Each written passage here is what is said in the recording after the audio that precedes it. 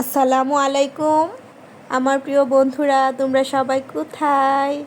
দেখো, আজকে আমি ডিম দুধ ছাড়া কি সুন্দর একটা কালারফুল পুডিং বানিয়েছি।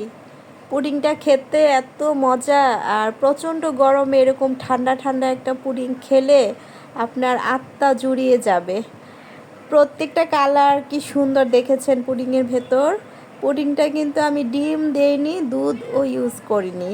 ডিম দুধ ছাড়া সুন্দর একটা পুডিং বানিয়েছি। পুডিংটা আমি ফ্রিজে রেখেছিলাম, দেখেন কেমন ঠান্ডা ঠান্ডা। কাটতে গেলে তো মনে হচ্ছিল যে ঠান্ডা, ভিতর কলিজা ঠান্ডা হয়ে যাবে।